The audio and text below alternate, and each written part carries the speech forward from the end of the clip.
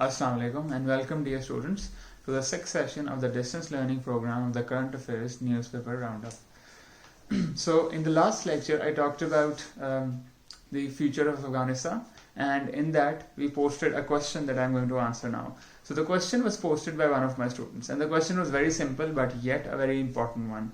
So the question was, what will be Pakistan's foreign policy in a post-settlement Afghanistan, which means that if a successful peaceful settlement is reached in Afghanistan, what kind of policy course will Pakistan's foreign policy take towards Afghanistan and the greater region after then? So a possible question that might come in the 2021 attempt regarding this particular topic could be predict the future of the foreign policy of Pakistan in the region in a post-Afghan settlement scenario. So there are 5 important ways in which Pakistan's foreign policy is going to change, and this largely depends on 2 developments inside Pakistan and in the region, obviously. So the first development is what will be the result of the 2022 elections in Pakistan, whether the PTI government will be able to win a second tenure in government or not, or whether some other party, the Pakistan People's Party or the Pakistan Muslim League Noon Party, will come into power again. Because each of these parties have a different vision for Pakistan's foreign policy and for Pakistan's regional political interests, right? So let's assume that the Pakistan Tehreek-e-Insaf wins the election again and continues on its foreign policy orientation towards regionalism and towards promoting better relationships in the region and towards its neighborhood, right? Which is a dramatic shift in Pakistan's foreign policy for quite some time now. So, and the second, scenario and the second important factor that will determine Pakistan's foreign policy in a post-Afghanistan settlement also depends on the kind of future government and future setup or administration that comes into place in Afghanistan once a peace settlement is reached and the new status quo evolves. So let's also assume there that the Taliban get a greater share of power in a settlement Afghanistan, and a national unity government with all of the important stakeholders and political brokers in Afghanistan get a share of the power in Afghanistan's future. In that case, Pakistan's foreign policy is going to evolve in 5 important dimensions. The first of all, perhaps the most important dimension, is going to be the voluntary, safe and sustainable repatriation of Afghan refugees in Pakistan. And in this respect, Pakistan is going to naturally collaborate with Iran, because Iran is the second largest host to Afghani refugees. There are currently 2.5 million Afghani refugees in Pakistan. Out of them, 1.5 million are registered, 1 million are not, and in Iran there are 1.5 million Afghani refugees. So this is a reduction from the historic 4 million refugees that are present in Pakistan ever since the 1979 Soviet invasion of Afghanistan and the continuing various wars that took place in Afghanistan ever since. So in this regard, there are good chances that once a peaceful settlement is reached in Afghanistan, in order to make sure that the repatriation of refugees is effective and they find sustainable livelihoods within a future Afghanistan and they are properly settled without their human rights being curbed, Pakistan is going to collaborate with Iran on a number of platforms. There might be a joint working group created between China, Afghanistan, Pakistan and Iran for the repatriation of these refugees, which is going to kind of improve the regional cooperation and collaboration scenario and kind of promote political stability in the region and improve Pakistan-Iran relations, which is very good for another consideration, right? Secondly, one of the most important foreign policy objectives of Pakistan in Afghanistan is going to be the elimination of anti-state and specifically anti-Pakistan terrorist organizations and other militias present within Afghanistan, and exploiting a lack of rule of law in Afghanistan to operate not just within Afghanistan but to conduct cross-border activities across in China, in Tajikistan, in Iran and in Pakistan, and to some extent extra-regional activities as well. So the top of that list of organization is obviously the Islamic State in Khorasan province of Afghanistan, which is emerging as an important militant organization within Afghanistani politics and emerging as a threat to Afghan national security, to Pakistan's national security, to Chinese national security and to Iranian national security. So the second objective of Pakistan's foreign policy post Afghan settlement is going to be to eliminate and to sort of create a regional consensus and evolve a regional military response if possible, if necessary, against the emerging threat of a resurgent ISIS in Afghanistan.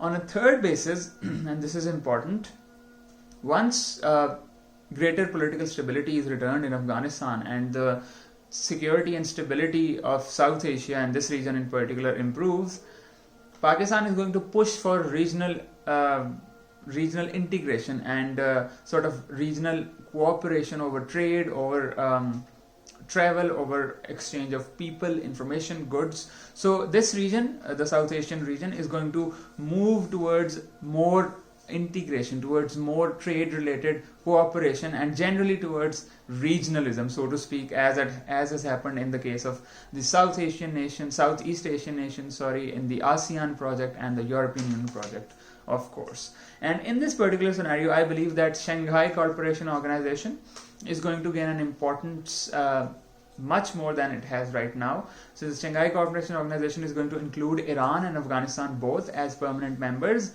and try to lift American influence and presence from this region once and for all, and collectively fight regional terrorism in this particular region to combat such organization as the ISIS, as I've already mentioned.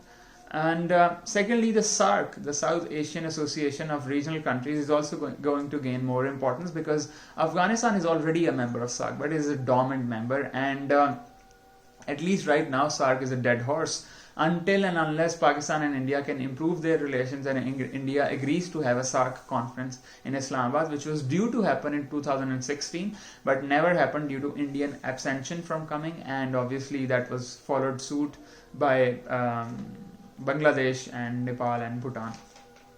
So that's priority number 3 in Pakistan's evolving foreign policy after an Afghan peace settlement. Fourth, and this is also more very important in terms of the region's stability, the region's prosperity, and the regional wealth that is present in South Asia, it is about regional energy politics. So as we already know that a number of important regional energy initiatives have already been agreed upon and started, such as the Turkmenistan, Afghanistan, Pakistan and India pipeline, the CASA 1000 pipeline, and the Iran, Pakistan and formerly India pipeline. So once Afghanistan settles, which is at the core of making these projects a success, because most of these projects pass through Afghani land, Pakistan and other regional countries, including perhaps the SCO membership as well, is going to push to make these projects a reality. So once these energy projects evolve, they're going to bring major economic improvement in this region and create regional prosperity by creating jobs, by improving the energy security of South Asian countries, by increasing their energy output, and by improving their manufacturing sectors substantially, which is going to bring overall socio-economic prosperity in this region, and it's going to be very beneficial for all regional countries. But that highly depends on the kind of future that will evolve in Afghanistan. So as far as the Taliban is concerned, in the paradigm of the regional energy politics, they have already promised, they have given a sovereign promise, the Taliban, that they're going to protect the TAPI and the CASA 1000, they're going to promote it, and they want to become an important partner in that, because they realize that the kind of wealth that these energy projects can create are substantial. So finally, the fifth policy objective that Pakistan is going to follow in a post-settlement Afghanistan is going to be the effective completion and rolling out of the China-Pakistan Economic Corridor, and an effort to make Iran and Afghanistan important partners in the CPEC project, and to extend the scope of CPEC project beyond Pakistan and China friendship into a regional connectivity and interdependence project. And this is naturally part of the broader Belt and Road Initiative, where China is very much looking forward to making Afghanistan an important partner in the Belt and Road Initiative, to invest in its infrastructure, to invest in the regional energy projects in this region, and to create more and more markets for its products. So on a fifth level, and most important perhaps level, the future sustainability and success of the CPEC project and the Belt and Road Initiative depend largely on the future that will evolve in Afghanistan. So these are 5 important fronts where Pakistan's foreign policy is going to evolve in a future settlement situation in Afghanistan. So the second thing, as I discussed in a previous video, that I'm going to discuss today is going to be the relationship between America and Iran in the 21st century, the Iran nuclear deal, sanctions regimes, and basically the ever-evolving enmity between Iran and America, and why that has happened in the first place. So before I can get to US-Iran relations in the 21st century, let's recap a bit from history and how and why this constant struggle for regional dominance emerged between US and Iran, and why their enmity is everlasting. So in 1953, Iran was ruled by the Prime Minister Mohammad Mossadegh's government. He was a democratic elected Prime Minister, popular support and everything, while Iran also had a monarchy where Reza Shah Pahlavi was the monarch at the time, but he did not have a lot of powers. He was kind of a figurehead, just like, Queen Elizabeth II is for Britain, but not as, he did have some powers compared to Queen Elizabeth. Anyhow, so in 1953, Mohammad Mossadegh's government started the process of basically buying and making the Anglo-Iranian oil company public, buying it out from the private hands to save the national oil wealth of Iranians and to gain maximum revenue out of it for the Iranian people.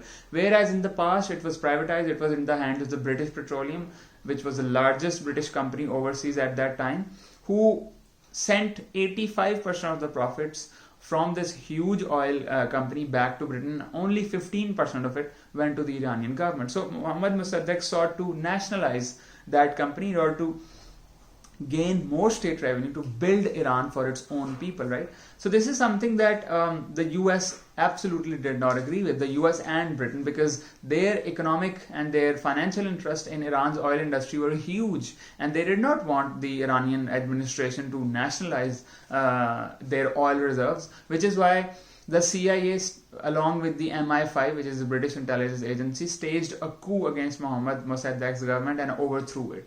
That generated a lot of anti-American sentiment within the public, because it became clear that the CIA was involved in this operation, and it was launched from the American embassy in Tehran. And secondly, right after the coup d'etat, the CIA installed Reza Shah Pahlavi as the de facto ruler of the new Republic of Iran. So Reza Shah Pahlavi posed himself as a modernizer, as a westernizer. In fact, to be accurate, he tried to reform Iran and make it more Americanized. He tried to bring American culture into Iran and try to reform its rather conservative societal structures. The people of Iran naturally did not agree with that, and they did not agree with Reza Shah Pahlavi's policies, because he was also a very brutal ruler, because he had a secret police which would incite violence and torture upon its own citizens just to keep Reza Shah Pahlavi in power. So anyhow, it was quite clear that by the 1970s, late 1970s, majority of people in Iran were very unhappy with Reza Pahlavi. His policies, most of them regarded Reza Shah Pahlavi as an American puppet. And so in 1979, a popular revolution took place, the Islamist Revolution, led by the Ayatollah Ruhollah Khomeini, who overthrew the government and the brutal regime of Reza Pahlavi. And then there was a subsequent referendum in Iran, after which the Islamic Republic of Iran was born, with a hybrid structure where the Islamic religious clergy and the democratic system were fused to create a unique political system in Iran that exists to this day. So before the Iranian Revolution, Iran was one of the biggest and the most strongest ally of the United States in the region. It was at the forefront of the fight against communism. It was part of the SEATO Treaty and the CENTO organization, and it helped US to counter the spread of communism in the Middle East and the South Asian region. But immediately after the Iranian Revolution, what the Ayatollah Khomeini did was he publicly announced 3 foreign policy objectives for the new Iranian Republic. First of all, death to America, death to Israel, and death to the House of Saud, who the Ayatollah claimed was basically illegally and unlawfully and un-Islamically imposed upon the holiest site of the Muslim world. So, immediately after the Iranian Revolution, a hostage crisis took place where radical students stormed the American embassy in Tehran and took hostage of 52 American diplomats there, and they were kept hostage for 44 days. And that's one of the main reasons for the ever continuing sour relations between Iran and America, because the hostage crisis and the Ayatollah Khomeini's anti-American declarations painted much of the future of Iranian and American policy towards each other.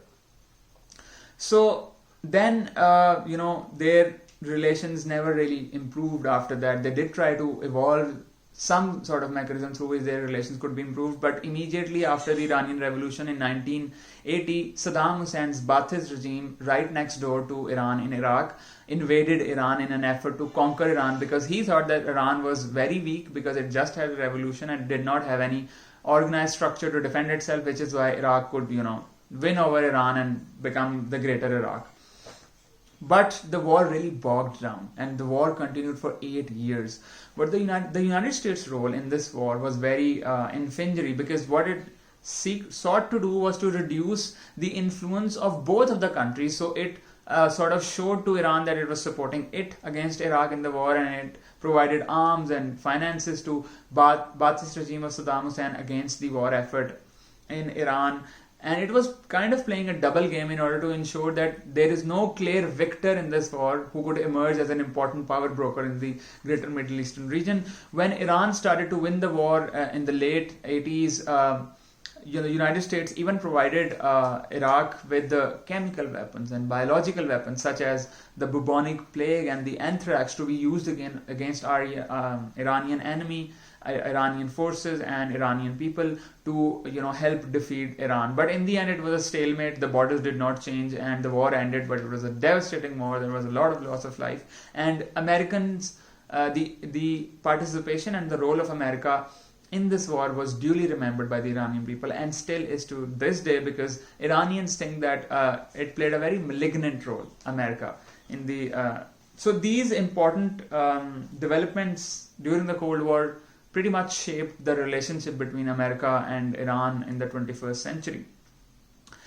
What happened is that since Iran no longer complied with American foreign policy objectives, it did not bow to the pressure of America and openly declared America as an enemy and started to act in ways to damage American interests in the Middle Eastern region, America sought to use its historic sanctions regime against Iran to force it to comply with American foreign policy. And that is when the Libya-Iran Sanctions Act came into birth in 1992, which was basically imposed to ensure that a majority of oil interests in the world do not do business with Iranian oil industry. So you must remember that Iran is the second largest producer of oil in the Middle East. It has one of the largest oil reserves in the world, and majority of its revenue and economy are driven from its oil reserves. So America sought to hit Iran where it hurt the most, and that was Iran's oil industry. So then in the accompanying years, America kept on trying to put more and more pressure upon Iran. Iran, despite all of that pressure, international sanctions, still survived and sustained in those scenarios. And then, in 9/11 happened, global war on terror was launched, and in 2002, President Bush, during his State of the address, said that State of the Nation address, claimed the historic axis of evil as the primary threat to American interests in the world and in their home as well. So that the axis of evil was, obviously, he declared it as Iraq, Iran and North Korea. And he said that the ballistic missile program being developed by these nations is a big security threat to American interest in their regions in particular and globally in general, which is why America is going to take actions against them. And in those years as well, something interesting happened, because it was discovered through international efforts that Iran in the early 2000s was developing its nuclear program. and its ballistic missile program was basically aimed to act as a delivery system for Iran's nuclear weapons. So then US imposed even more sanctions on Iran, which were followed by the United Nations Security Council sanctions, the European Union sanctions, and Iran was in dire straits because its oil was not being bought by much of the world. Majority of the oil that Iran sold to raise revenue for its state was basically in black markets around the world and not in legal channels. Besides that, the US has also been conducting a number of, on various occasions, many covert operations against the Iranian regime in order to overthrow it in its efforts to have a regime change in Iran. So this is a kind of American foreign policy tool that they have used in multiple regions, in multiple scenarios, to basically remove any government around the world that is not conducive to American foreign policy, or does not bow to the pressure of American foreign policy, or does not come into the Washington camp, basically. We have many examples of that, and if you want to know more about it, Naomi Klein in her book, The Shock Doctrine, discovers this in a wonderful way. She also talks about the main reasons behind the 1953 coup against the government of Mohammad Mossadegh by the CIA in Iran. And she also talks about the main and primary reasons behind the 2003 Iraqi invasion by America. So talking about the Iraqi invasion, which was also known as Operation Iraqi Liberation, if you take the first three letters of these words, do you know what they make? OIL, which means oil. So it was quite clear that one of the main reasons why America was invading in Iran is to protect is to protect its oil interests in the region, because once again the government of the regime of Saddam Hussein was trying to nationalize the oil interests and the oil industry of Iraq and assert greater autonomy over Iraq's foreign policy, which is something that America did not agree with. And the excuse that they used, that Iraq had weapons of mass destruction, basically in the end proved completely untrue. They were a bunch of lies, as everybody understands. So, in 2008, immediately after the global economic crisis, Iran's economy was already in a very terrible shape because of international sanctions, US sanctions, and due to rising unemployment and economic instability and high inflation rates within Iran and extreme devaluation of the Iranian currency, there were massive protests within Iran, in Tehran in specific, and those protests reached such levels that they were threatening to overthrow the Islamic setup of Iran. And these protests were hugely supported by America, and CIA did a lot of covert efforts in trying to build an international consensus against Iranian government and sort of present the Iranian protesters to the world as a savior of the Iranian people, and build a sort of an international campaign against the Islamic government of Iran in order to overthrow it and effect a regime change. But fortunately or unfortunately, Iranian regime survived those protests, and those protests happened once again in 2016. But let's get to that a little later on. So then something different happened. Obama was elected as the Democratic President of the United States, and Obama came in with a very different vision for the foreign policy of America. He believed, above everything else, in international cooperation, in multilateralism, and in nuclear non-proliferation, and in creating rapprochements and warming up to America's historic enemies around the world, rather than to engage in military conflicts. And he tried to do that in a number of ways. So one of those ways is that after 40 years, ever since the Iranian Revolution, it was the first time that the American president met and had a dialogue with a high-ranking official of the Iranian government, which was obviously the Foreign Minister Javed Zarif.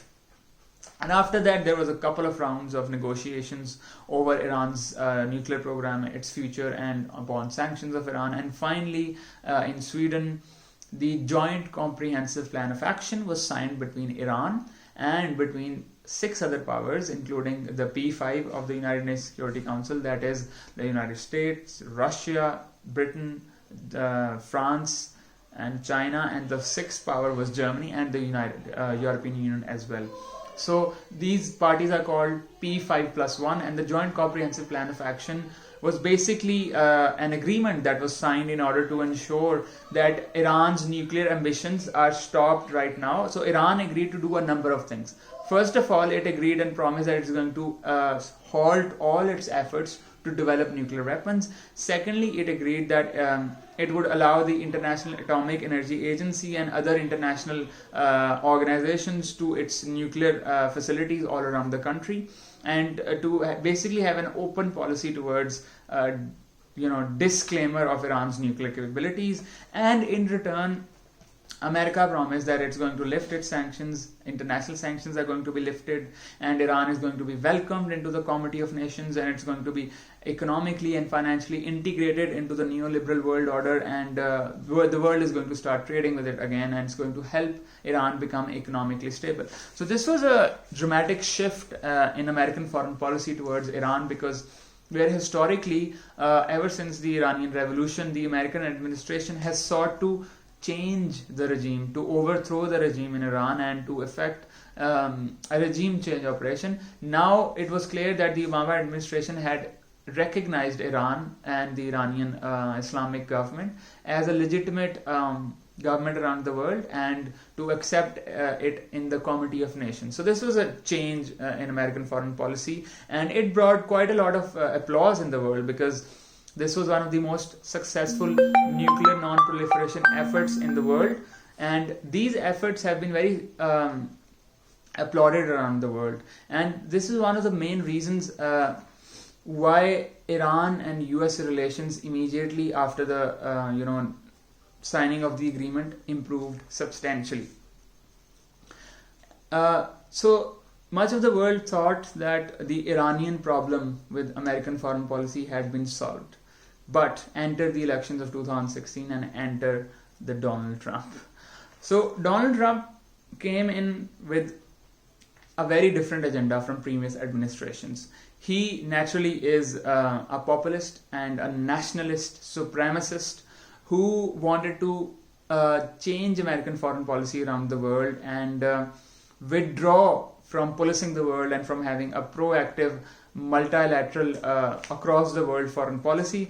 So Trump's election campaign and his foreign policy agenda comprised of 5 objectives. First, his objective was to undo Obama's legacy, basically. And he did that by withdrawing from a lot of international multilateral agreements and treaties that were signed by Obama with a lot of other countries around the world.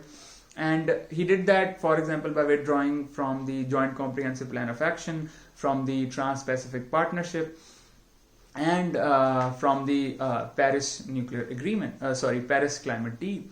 Thirdly, he had a nationalist protectionist agenda where he wanted to put America first and basically withdraw from policing the world and kind of make other countries basically pay America for its protection services, because America has a lot of agreements, military agreements around the world to protect different governments, its allies, and their main interests in their foreign policies. So Trump basically wanted to withdraw from all of that. And fourthly, one of the main reasons why Trump withdrew from the Iran nuclear deal is because Iran's missile program, which was not part of the Joint Comprehensive Plan of Action of 2015, was rapidly evolving and moving forward, and Iran was developing very advanced intercontinental ballistic missile systems, which were posing a threat to Israel's security and to other regional partners of America as well. And lastly, one of the main reasons why Trump withdrew from the Joint Comprehensive Plan of Action was because the Joint Comprehensive Plan of Action only inhibit Iran's nuclear capabilities and its nuclear program. It did not inhibit Iran's increasing regional clout and presence around much of the Middle Eastern region. So for example, the 2003 Iraqi invasion by United States was meant to exterminate an anti-American regime within the Middle East and install a pro-American regime in Iraq, so that Iraq could serve as a base for achieving American foreign policy interests in the Middle Eastern region. However, what happened in reality was that Iranian regime used the Iraqi invasion and the subsequent disorder and sort of anarchy within Iraq to really implant its own roots within Iraqi politics and to have an undue influence over the future of Iraq, over the foreign policy of Iraq. And to an extent, you can say that Iraq became kind of a client state of Iran to some extent, which is something that United States absolutely did not consider when it was invading Iraq or even thought of this possibility.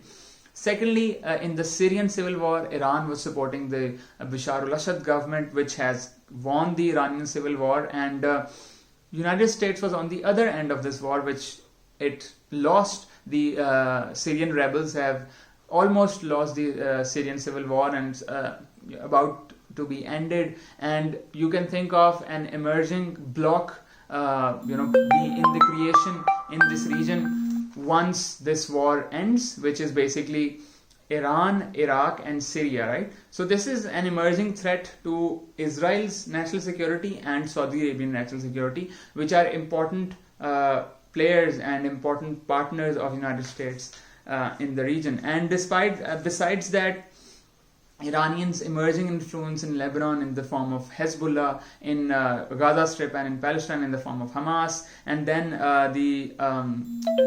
in the civil war of Yemen, the Houthi rebels, which are supported by Iran, are also emerging as a victor in that war, despite Saudi Arabia and United States fighting a combined war in Yemen against the Houthi rebels with the democratic elected government of Yemen. So this regional activities of Iran were posing multiple threats to American interests in the region and the national security and interest of regional partners of America in, for example, the United Arab Emirates, Bahrain, Saudi Arabia, and of course Israel.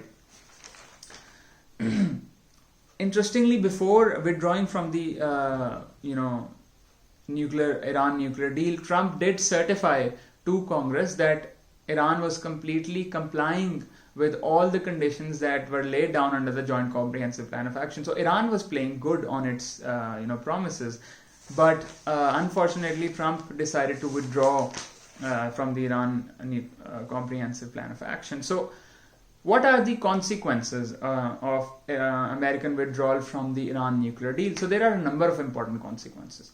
One of them, of course, is that by withdrawing from a multilateral agreement where all the major powers of the world were involved in nuclear non-proliferation efforts, what Trump has done basically is reduced global confidence and trust in multilateral agreements and multilateralism around the world, and this would reduce future cooperation and coordination between world powers on important political decisions and political conflicts around the world.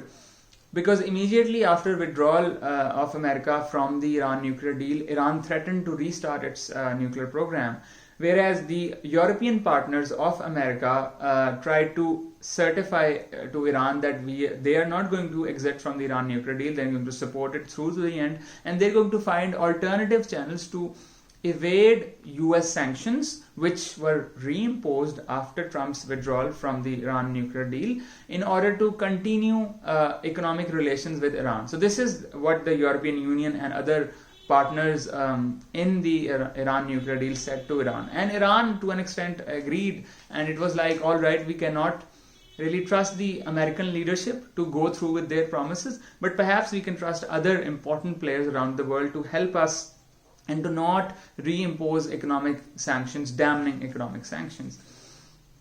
Thirdly, and this is also very important, it has created, ever since then, a huge trust deficit between Iran and the United States, which kind of, evolved in war clouds hovering over the Persian Gulf, where in 2018, two large tankers of oil of Saudi Arabia were attacked, and sunk. The attack was claimed by the Houthi rebels. Then important pipelines of oil originating from the largest oil facilities of Saudi Arabia were attacked by Houthi rebels again.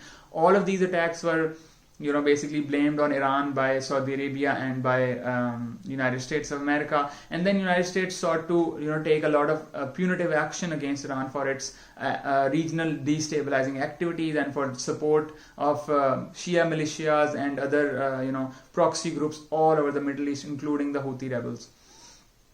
So then we know that in order to curb the Iranian efforts to increase their regional clout all over the Middle Eastern region, what basically United States did is they conducted an assassination of General Qasem Soleimani, who was the supreme leader of the Quds force. So the Quds force, you must understand, is a sub-force or a subgroup of the larger Islamic Revolutionary Guards Corps, which is the army of Iran, and it's primarily responsible, the Quds force, for seeking Iran's foreign policy interests around the region. So by assassinating Qasem Soleimani, who was a very influential figure all around the Middle Eastern region, the US tried to cut the snake at the head, and in order to curb Iranian efforts to keep increasing their influence in the region. So these are some of the important consequences of American withdrawal from the Joint Comprehensive Plan of Action, and ever since then their bilateral relations have completely deteriorated beyond recognition, and there are good chances that some kind of military response might just follow in this emerging confrontation between Iran and USA. So this is something that was happening and was constantly being discussed until December 2019. Then, of course, the global pandemic happened, and these political considerations perhaps took a back seat. And now what's happening in Iran is that there's an increasing international movement evolving, which is pushing America and other international organizations and countries to lift sanctions upon Iran, because Iran is one of the worst hit by this coronavirus pandemic, and in order to help it to fight this coronavirus by providing it essential medical supplies and ventilators, and economically helping it by lifting those very damning sanctions. So I'm going to attach some important and relevant articles in the details of this video. Be sure to click on the see more option and read them. With that, I thank you for your patience. Take care. Allah Hafiz.